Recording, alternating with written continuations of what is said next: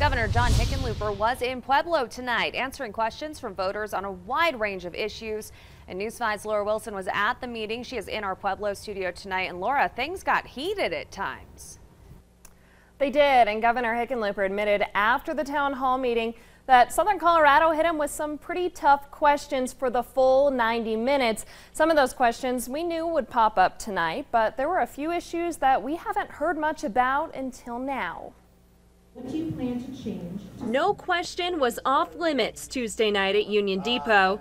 Early on, we heard several questions about Black Hills Energy. Hickenlooper says that's a city issue, but did weigh in on the direction of Pueblo's energy future. 15 years ago, the cost of wind energy is going down, continues to go down every year.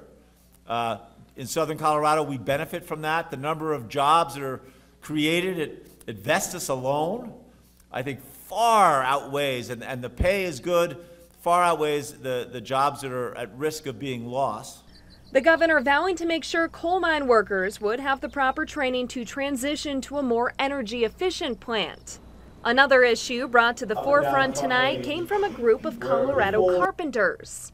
And what we're seeing is people that have union jobs lose their jobs, or the contractors losing work because they can't compete with these people that are paying under the table. The group taking a stand each time one of their questions was read, asking the state to take a more aggressive stance on illegal contracting in Southern Colorado. Our intention is to find out how we can change our legal statutes to make it easier to prosecute the people that are not playing by the rules. What garnered the most attention from the audience stemmed from a question about guns. Governor Hickenlooper telling the community, I'm just saying these things like a bump stock, which allows a typical AR-15 to become a machine gun, that those things should be outlawed. I'm not.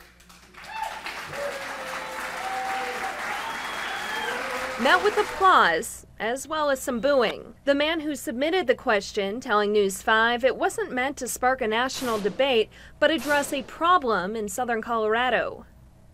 The question put forth was more about Magpul and their leaving the state and taking with them the $80 million revenue that they have, along with the 100 employees that were basically laid off and just put out to the wind. He needs to get out more, and he needs to see and feel and hear what we're thinking, what we're seeing. Those seeking change walking out in hopes that tonight's answers will turn into actions. And Hickenlooper really did cover a wide range of topics, briefly touching on recreational marijuana, homelessness, even a question about how to better enforce tailgating out on the roads. You can watch the entire town hall meeting. Just go to our website, KOAA.com, and click on this story. Watching out for you in Southern Colorado, Laura Wilson.